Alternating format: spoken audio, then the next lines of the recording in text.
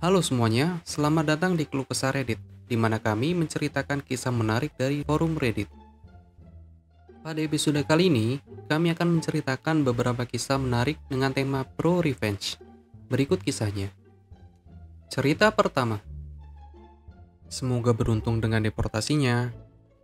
Maaf, ini cerita yang panjang dan sedikit membosankan, karena cerita ini adalah hal yang tidak pernah aku suka. Jadi ini terjadi sekitar 10-15 tahun yang lalu. Sudah lama ini. Ini adalah balas dendam yang paling manis. Latar belakang. Aku lahir di negara bagian, tetapi keluarga aku adalah imigran. Ayahku bekerja keras untuk menjadi warga negara AS yang bekerja dengan 3 pekerjaan. Mengendarai sepeda ke tempat kerja karena dia tak mampu membeli mobil. Dia dan ayahnya menyimpan semua uang sehingga mereka bisa membawa seluruh keluarga ke sini. Aku mengatakan ini karena aku memahami perjuangan yang dihadapi para imigran yang datang ke sini. Memulai hidup baru tanpa dukungan siapapun. Aku tidak akan pernah melakukan ini pada seseorang yang benar-benar berusaha memperbaiki hidup mereka, meskipun orang sampah ini tidak pantas berada di sini. Ceritanya tentang pacar sahabatku. Dia tinggal bersamanya di rumah keluarganya yang menyewa kamar, mengemudi mobilnya ke tempat kerja, dan menggunakan ponselnya yang dibayar orang tuanya. Dia berusia 19 saat itu, dan aku berusia sekitar 21 tahun. Aku bekerja di sebuah klub dengan pacarku. Aku bekerja sangat larut dan aku punya 2 anak. Aku bertanya kepada sahabat apakah dia bisa datang dan mengawasi anakku saat mereka tidur. Pada dasarnya, hanya datang nongkrong di tempatku. Anak laki-lakiku berusia sekitar 6-7 tahun, dan yang kecil berusia kurang dari 1 tahun saat itu. Dia bertanya apakah dia bisa makan, agar dia tidak bosan. Aku bilang pasti tidak keberatan. Aku meminta agar dia tidak mengadakan pesta. Kami tertawa saat dia setuju. Semuanya baik-baik saja ketika kami kembali. Aku berterima kasih padanya dan dia pergi. Malamnya, aku melihat cangkir dengan putung rokok di dalamnya. Jadi, aku mengirimkan SMS ke sahabatku dan bertanya apakah ada yang merokok di rumah. Aku perokok, tapi karena anakku masih kecil dan yang lebih tua menderita asma, aku tidak merokok di rumah, jadi aku pergi keluar saat aku merokok. Jawaban yang aku terima tidak masuk akal. Maksudnya apa itu? Aku bilang aku tidak tahu. Dalam pikirku, hanya ada 2 orang di rumah. Bagaimana mungkin dia tidak tahu jika salah satu dari mereka merokok di dalam? Dia bukan perokok, jadi aku tahu itu bukan sahabatku. Aku mulai menerima lebih banyak pertanyaan daripada jawaban ya atau tidak. Balasannya juga tidak masuk akal. Itu bahasa Inggris yang kacau dan kesalahan ejaan yang bodoh. Pada titik ini, aku tahu aku tidak berbicara dengan sahabatku. Sebaliknya, itu adalah pacarnya. Sahabatku berkulit putih dan dia orang Meksiko. Dia mencoba membodohiku dan aku akan memberitahunya dengan siapa dia di sini. Aku tidak pernah menyukainya. Bukan untuk alasan tertentu dia memberikan impresi yang buruk dari awal. Mereka telah berkencan selama sekitar 1 atau 2 tahun. Pada titik ini, aku tahu dia adalah bajingan. Aku sangat tidak menyukainya, karena bagaimana dia memperlakukan sahabatku. Dia posesif dan kasar. Aku tidak sering melihatnya lagi karena aku bertengkar dengannya di rumahnya awal tahun itu. Kami semua ingin pergi ke rumah teman. Pacarnya bilang tidak. Dia bilang sahabatku juga tidak bisa pergi. Sahabatku ingin ikut, tapi pacarnya tidak membolehkannya. Aku mengatakan kepadanya bahwa kami akan pergi. Kami pergi saat larut malam, tapi bajingan ini membuat masalah besar tentang hal itu. Dia memutuskan itu adalah ide yang baik untuk membangunkan ayah sahabatku. Jadi, ayahnya akan memaksakan untuk tinggal di rumah. Ini membuatku kesal karena dia tidak punya rasa hormat. Dia tinggal di rumah mereka dan dia bahkan tidak membiarkan ayahnya tidur. Selain dia sudah dewasa, apalagi ayahnya tidak pernah peduli jika sahabatku pergi kemanapun denganku. Orang tuanya tahu jika sahabatku bersamaku, dia aman. Setelah masalah kecil itu, aku memutuskan untuk tidak berada di dekat pacarnya. Aku tidak akan bisa menyembunyikan rasa jijikku padanya. Inilah sebabnya sahabatku tidak datang untuk melihat anak-anakku bersamanya. Aku tidak mengerti mengapa sahabatku tinggal dengan pacarnya. Khususnya setelah dia mengatakan kepada aku bahwa pacarnya memaksakan dirinya padanya. Aku support dengan pacarnya untuk sahabatku. Aku tahu jika aku ada di sekitar sahabatku, pacarnya tidak akan berani memperlakukan buruk di depanku. Kembali ke konteks. Pacarnya berpura-pura menjadi sahabatku dan aku memberitahunya bahwa aku tahu itu dia dan bicara omong kosong. Pacarnya kemudian berkata akan datang dengan menembak rumah ketika anak-anakku masih di dalam. Aku pada dasarnya tertawa sendiri karena aku tidak percaya padanya. Aku menjawab dengan ancaman untuk membuatnya dideportasi. Aku menghubungi seorang teman bersama aku dan sahabat aku. Dia tahu lebih banyak tentang dia. Dia mengatakan kepada aku bahwa dia memiliki surat perintah untuk penangkapannya. Polisi pergi untuk menjemputnya suatu hari, tapi mereka tidak menemukannya. Keluarga sahabatku menyembunyikannya. Dia bersembunyi di rumah sahabatku. Tetangga sahabatku adalah neneknya. Aku tidak tahu semua itu. Aku juga tidak tahu nama lengkap resminya. Dia memberi aku semua yang aku butuhkan. Aku mengatakan kepadanya apa yang akan aku lakukan dan tidak memberitahu sahabat kami. Aku menelpon polisi, memberi mereka lokasinya. Semua yang perlu mereka ketahui agar mereka tidak merindukannya. Mereka benar-benar menjemputnya pada malam yang sama. Aku kemudian menelpon ICE. Dia ditahan di ICE. Dia tidak bisa dibebaskan dari penjara sekarang. Setelah ditahan, satu-satunya cara dia keluar adalah ketika dia sampai di Meksiko. Aku merasa kasihan pada sahabatku dan putri mereka. Aku tahu dia mungkin tidak akan pernah melihatnya lagi. Tapi aku percaya aku membantunya. Aku akhirnya menceritakan kepadanya tidak lama setelah itu. Aku tidak ingin dia mengetahuinya melalui orang lain dan menjadi lebih kesal dengan aku. Sudah lama sekali sejak itu, dia tidak pernah mengatakan dia marah tentang hal itu. Aku yakin dia sangat kesusahan pada awalnya. Pada akhirnya, aku membantunya. Hidupnya benar-benar berubah dalam cara yang baik. Putrinya memiliki ayah yang baik sekarang. Seseorang yang menjaga keduanya. Pacarnya yang lama kehilangan semua yang dimilikinya. Kehilangan anaknya, pacarnya, ditangkap, dan dideportasi. Dia juga kehilangan kesempatan untuk menjadi ayah yang baik kepada putrinya. Aku memang mendengar bahwa dia akan kembali, tetapi membutuhkan waktu sekitar 10 tahun lagi. Putri mereka berusia kurang dari 1 tahun pada kejadian itu. Dia berusia sekitar 13 tahun sekarang. Aku percaya dia pernah bertemu dengannya sekali sejak semua ini terjadi. Putrinya harus melihat kehidupan yang baik yang ia miliki tanpa ayah kandung dalam hidupnya. Cerita kedua, terus mengeluarkan diriku dan mahasiswa lain dari remote desktop link kami untuk itu, nikmati konsekuensinya.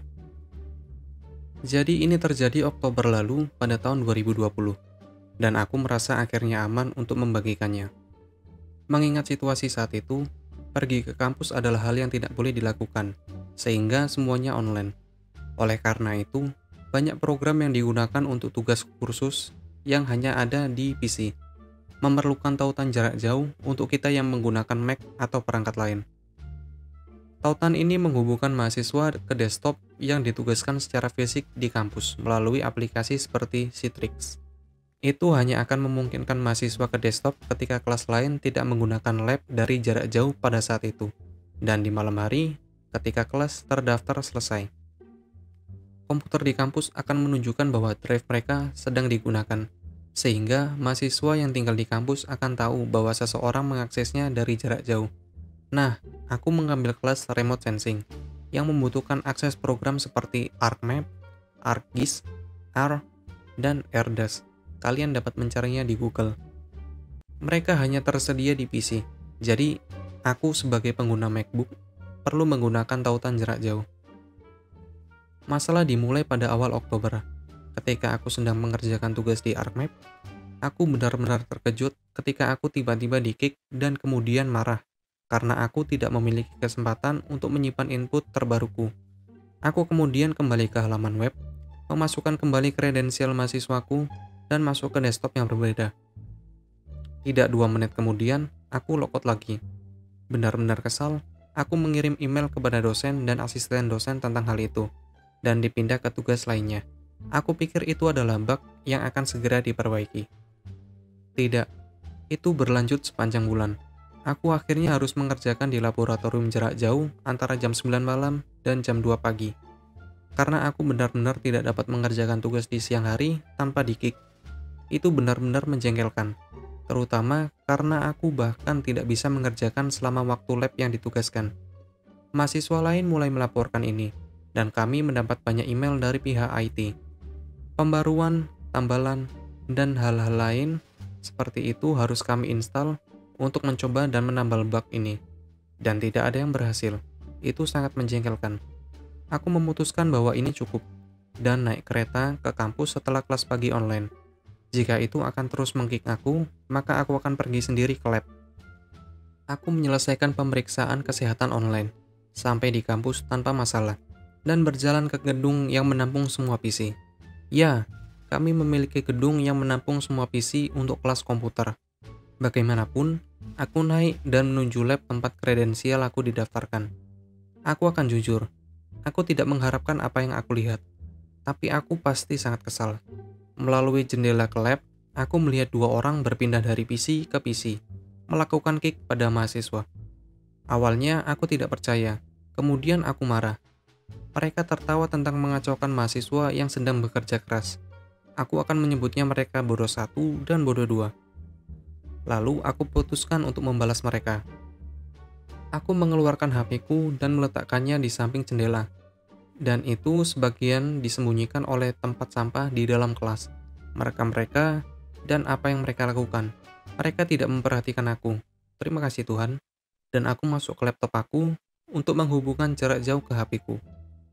Aku kemudian masuk ke halaman media sosial universitas dan mulai melakukan streaming langsung video dari HP-ku.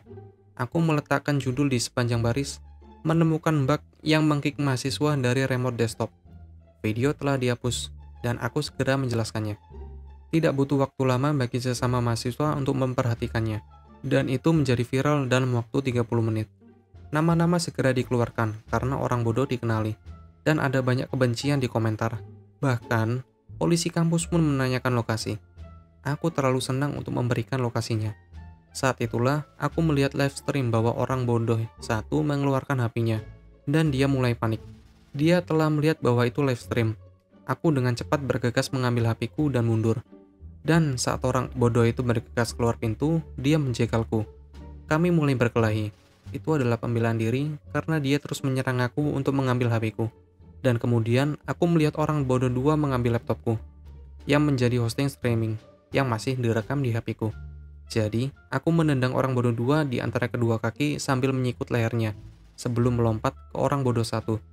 Sejujurnya, aku tidak begitu tahu apa yang terjadi selanjutnya, tapi aku ingat polisi kampus harus menarik aku dari orang bodoh dua. Rupanya, aku menekelnya dari laptopku, dan dia meninju wajahku.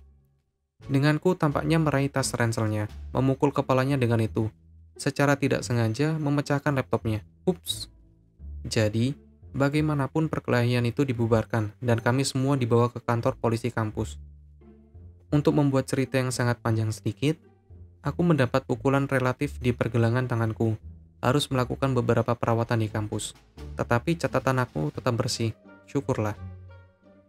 Aku tidak dikenakan denda untuk perkelahian atau laptop rusaknya, karena aku dapat membuktikan pembelaan diri dan bahwa mereka memukul aku terlebih dahulu atau mencoba menghancurkan properti aku dengan sengaja, yang memperburuk keadaan mereka. Aku dilepaskan karena kerusakan laptopnya, karena masalah teknis, karena aku meninjunya ke wajah, dan tidak tahu bahwa dia bahkan memiliki laptop di tasnya. Yuh. Adapun si bodoh satu dan si bodoh dua, dan aku dipanggil untuk bersaksi di setiap audiensi dosen pada bulan Desember. Ternyata, melakukan kick mahasiswa dari tautan jarak jauh dianggap sebagai pelanggaran akademis yang sangat serius, karena sengaja merusak pekerjaan orang lain. Stream video yang aku ambil adalah sebagian besar dari bukti terhadap mereka, dan CCTV membuktikan bahwa mereka telah melakukannya selama berminggu-minggu. Hampir di semua lab komputer, mereka sengaja mengacaukan lebih dari 100 mahasiswa, menambahkan untuk menyerang diriku dan perangkat aku. Alih-alih berlari, mereka malah masuk ke masalah yang lebih serius. Sekarang, alasan mengapa ini tidak ditemukan lebih cepat adalah karena faktor bahwa remote link ini baru bagi kami, dan pihak IT masih bekerja melalui bug. Aku tidak tahu persis apa yang terjadi selanjutnya, karena mereka membutuhkan aku untuk masuk dan menceritakan apa yang aku lakukan dan ingat. Namun, aku mendapatkan pemberitahuan di email bahwa bulan Maret lalu, 2 mahasiswa dikeluarkan karena sengaja merusak pekerjaan mahasiswa lain. Bisakah Anda menebak siapa? Yap, si bodoh dan si bodoh 2. Mendapatkan dropout untuk tindakan bodoh mereka. Bahkan, terbaiknya, Ternyata mereka ada di sini dengan visa pelajar, yang berarti bahwa mereka tidak hanya dikeluarkan dari universitas dengan tanda hitam pada catatan mereka, mereka juga diberi dropout dari negara. Dan yang paling pasti, kembali ke orang tua mereka yang sangat kecewa. Mungkin itu karma, tetapi mereka diekspos secara publik di streaming langsung atas tindakan mereka untuk dilihat semua universitas yang dihapus karena itu perlu menjadi bukti terhadap mereka semua. Tapi ya, mereka dikeluarkan 2 kali untuk tindakan bunuh mereka. Dan dengan nama mereka yang hancur di kampus untuk aksi mereka, semoga mereka telah mempelajari pelajaran mereka. Begitulah kisah-kisahnya. Apabila terkesan, kalian bisa sampaikan di kolom komentar. Jangan lupa share, like, dan subscribe untuk membantu channel ini. Dah.